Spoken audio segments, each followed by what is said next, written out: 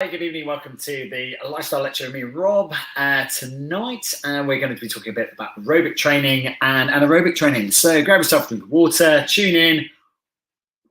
Here's a quick 10-minute natter for you, just to try and build it up. So obviously we're coming into September. We've got a lot of people now starting to look at Facebook, look at their photos of various things that they've done over the summer and thought, maybe I need to do something about that weight or my body or my size or whatever, my physique or whatever I'm going to be doing.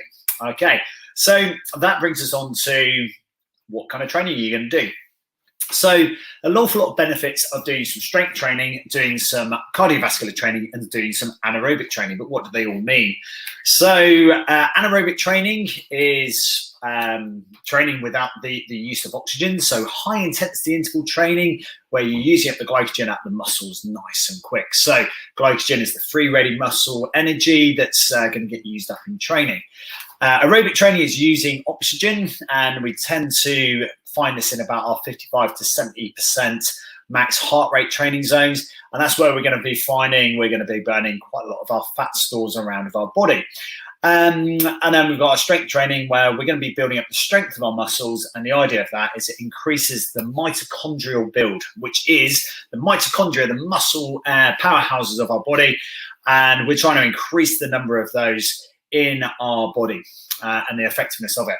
The reason behind that is the more power that they can your body can generate, obviously the more fuel it's going to use, the more efficient you become as a human being. But of course, there's how much more calories can you burn. So let's have a look at some of these and give you some benefits of what we're trying to do and just trying to get you going. So aerobic training could be the thing for you. Maybe you've got slow twitch muscle fibers. What does that mean? That means muscles that twitch slower. You might be really good at running a long distance marathon, for example. Okay, our anaerobic guys are going to have quite a lot of fast twitch muscle fibers that connect really, really quickly, give you a quick power movement. So big, strong power lifters, for example, or sprinters, those type of things. So let's have a look at aerobic power. You might be the person that likes to go for a nice long walk, go for a nice long jog or a run. But what's it going to do? What's it going to benefit you? How is it going to help you? Well, first of all, we're going to improve the cardiovascular aspect of our body. Cardiovascular, the cardiac aspect, our heart, our most important muscle in our body. We need to get training. We need to get working. So the myocardium, the muscle around the heart, getting nice and strong. So what does that do? Well, of course, that's going to reduce the risk of you getting things like heart disease if you work it in tandem with a good diet. It's also going to mean that every time that your heart contracts, it's going to be stronger. It's going to be more powerful as well. Long term, that's going to have a brilliant effect on your body because the vessels of the body, our veins, our arteries, our capillaries, they all become a little bit more elastic as well because the pressure going through them obviously increases because the power of the heart improves. Correspondingly, your blood pressure will decrease, which is quite a good thing as well. So if you struggle with high blood pressure problems, this is where exercise comes into its own, especially in tandem with a good diet. We've also got some latest research out there that by increasing the amount of aerobic training you do, you increase the amount of high density lipoprotein or the good cholesterol levels in your body. So if you struggle with cholesterol levels or high levels and you've been recommended things like statins and things by your GP, and you've decided to go for the natural route of improving the nutrient in your body, the vitamin in your body, then that's great, but you need to tie it in with something else. And those things are water, sleep, and exercise. And exercise is really, really important. If you're not getting sort of like 20 minutes in each day, I highly recommend you do that. Get yourself out and moving. And you'll be forming some form of aerobic power by doing so. As a result, by doing this aerobic training as well, your body's going to be able to cope and mechanize blood sugar levels better for you. It's going to balance it a lot better as well. So we're going to have a better control of our blood sugar levels. So I highly recommend it to you, especially if you've got things like diabetes, type 1, type 2, etc. Again, tie it in with a good balanced and preferably Mediterranean style diet, increasing the amount of root vegetables into your diet as well. It will really, really help you. Okay, the other thing it will do is if you're on a weight management, either you're trying to increase your weight or decrease your weight as well, it's going to increase your likelihood of sustaining that as well. Keep your exercise regular, keep the movement in there, really, really important, okay? So if you're on a weight management course, it could be to increase your weight, it could be to decrease your weight, okay? It could be to plateau it and maintain it as well. That's where we all want to get to, is that maintenance of our BMI, our body mass index, okay? And if you don't know yours, do some quick calculations about your height and your weight, okay, and work it out, okay? There's lots of formulas out on the internet that will help you, but effectively, your weight divided by your height squared in meters will give you that BMI score. Okay, so work it out for you. The other thing about aerobic training is about what happens here. Now, what am I looking at here? This is our rib cage here and about how our lungs work in that capacity, right? Really, really important. It's about posture. It's about changes in our physique as well. This looks really, strong and comfortable in this position. This looks very westernized world, okay? So trying to increase our posture and our body as we're doing it.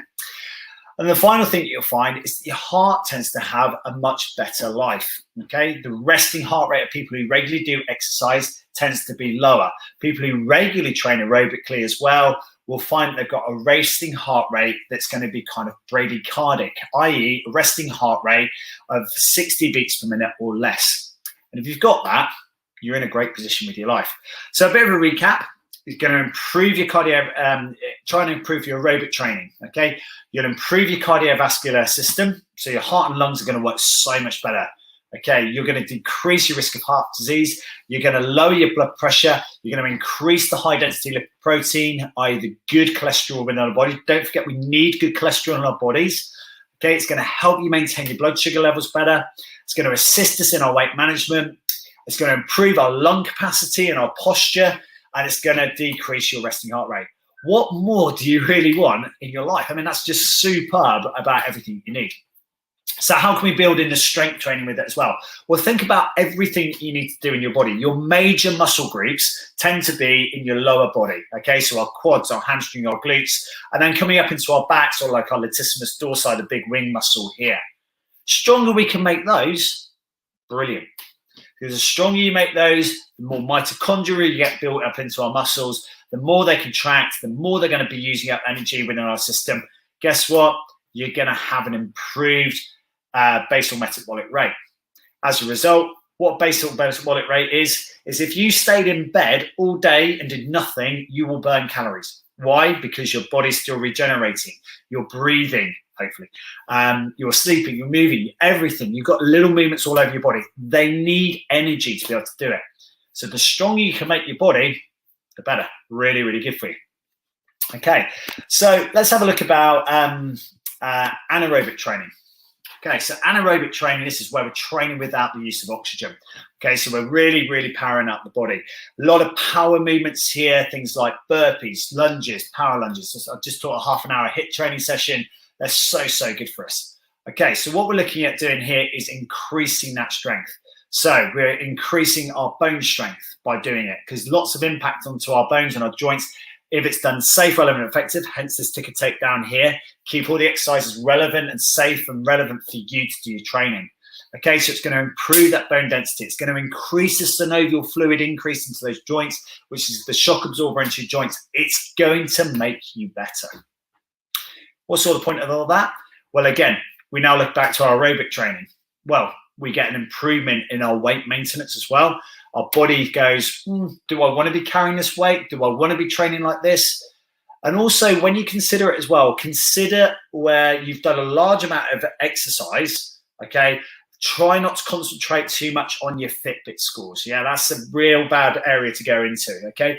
It's just an estimate that's on there. So if it says, oh, you've burnt 1,200 calories, yeah, don't naturally assume that means you're going to be able to take on another 1,200 calories.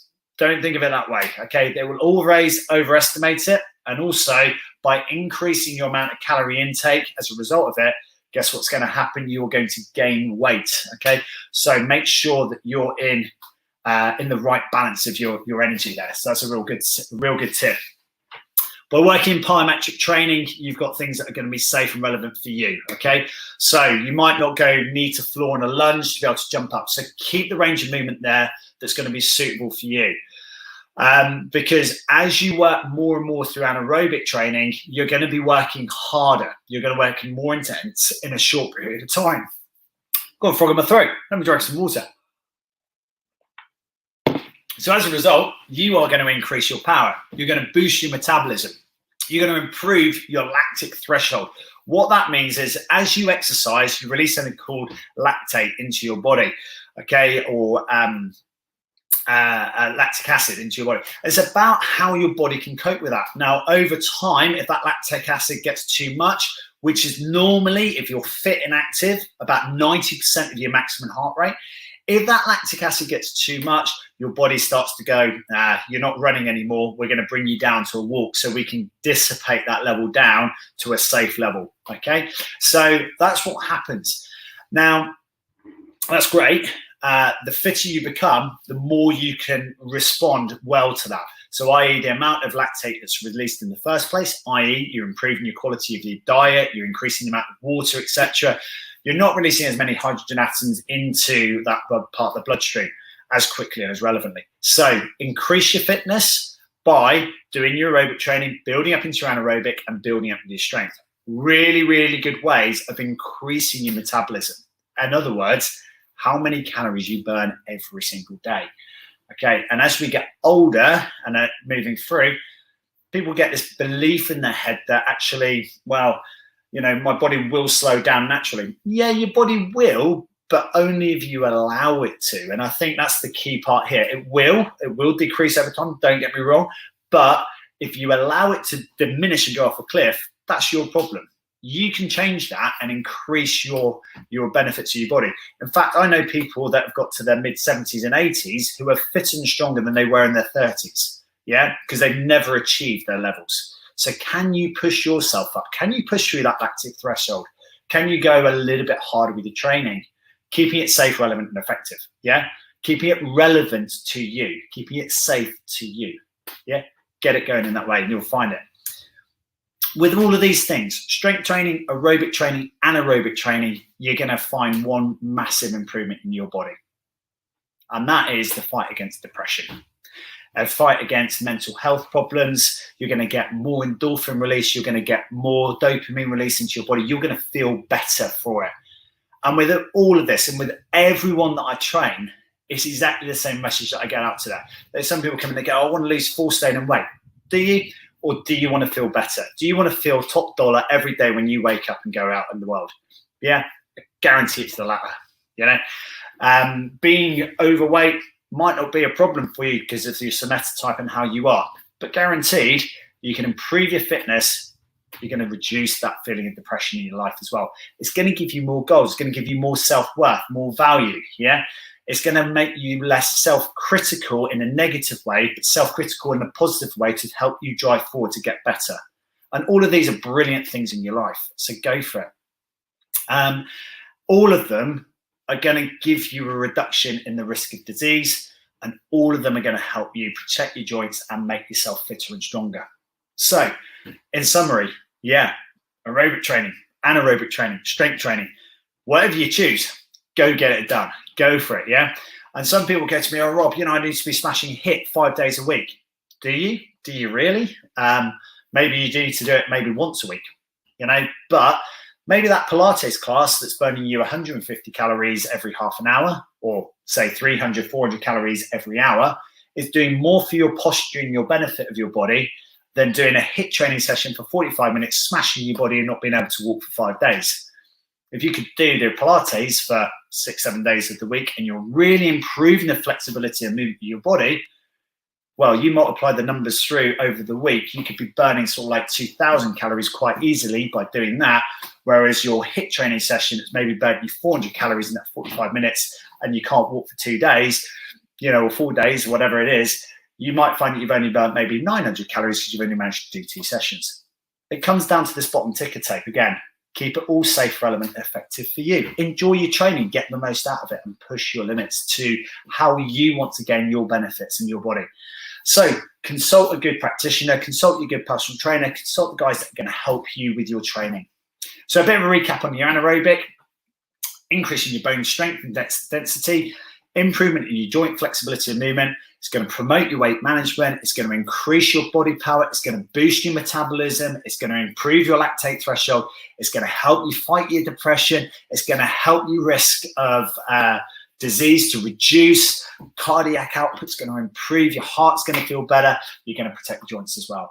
Guys, there's so much information there, but I can't smash on enough about the benefits of doing regular exercise of some shape or form. And then I was listening to a podcast 2 days ago. The author was Dr. Michael Mosley, really good, interesting documentary. And it was all about vitamin D, okay? And we can all take supplementation. Of course we can. We can do 3,000, 4,000, 5,000 IU of vitamin D. Yeah, brilliant stuff, yeah? It all costs you money. And can your body react to it? Can it respond to it? Who knows? Genuinely, I don't know the answer to that question. Maybe it works for you, maybe it doesn't work for you. But I guarantee the number one thing that will help you with vitamin D, number one, is get outside. Get outside, get in the fresh air. Go for a walk. Set yourself out and do a 20-minute walk out in the fresh air. People go, oh no, but I've got a slip-stop slap. Yeah, it's a good idea to slip-stop slap. But your body can take around a good 24 minutes without it if it needs to be. So don't be too petrified of, all these problems with it. Of course, monitor it, keep it safe, relevant, effective for you. Keep within your guidelines for your body as well. But get outside and get the fresh air. Get the sunlight involved into your body as well. Feel good about it. Why? Endorphins, massive endorphin release, great dopamine release, great serotonin release, great endorphin release, all the stuff that makes you feel good. The other part of training outside, even if it's going for a walk, the great thing about it is it gives you time for your brain to switch off. It gives you time for you to hit your parasympathetic system, for you to be able to go, I don't need to keep thinking about this, I need to process it. Yeah, that parasympathetic bit. Go out, take a breath of fresh air. If you work in a high-powered job where you're getting hundreds of emails every day and you're sitting at a desk and you're doing this all day, your brain needs time to switch off. On average, between 2 to 4 hours is the most you can absorb. If you're a student, you're educating, you're working through into your exams and stuff, after 2 hours, you switch off and you go outside, do 10 minutes outside. Give that chance for that brain to process, so you can understand what you've just been reading. You get 24 hours to learn it. And if it's not embedded, you may as well pick up the book the next day and start again. That's the theory behind it. So get outside and get that fresh air and feel good about yourself. So loads of information there for you tonight. I hope that was useful for you. Grab yourself your water. Cheers. It's been a great evening. Thank you very much for listening in to me. Hope you found that interesting. So find a training that's going to work for you. The best thing you can do is find some way of training outdoors. In my opinion, get yourself working out. That could be taking your online class on your iPad and doing it outside. Can rain or shine, stick a cover on it and do some training. Laugh at yourself getting wet. Feel yourself being happy with it as well.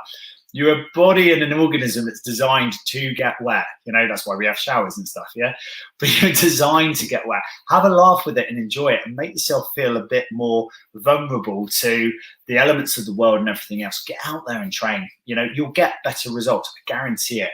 And you'll train better. You should find that you'll get that improvement. Obviously, there's some things you can't do outside. I get that. Can't really take the rowing machine out for a trip out into Dartmoor and doing your out training out there. Of course not. Obviously, boom, boom, boom. Safe, relevant, and effective for you. Keep it working. Yeah, cool. Okay, thanks for listening. Hope that was good for you. Cheers. I've been Rob. Any questions, send me a message. I'll be glad to help you out. And we'll see you next time for the next one. Cheers. Good night.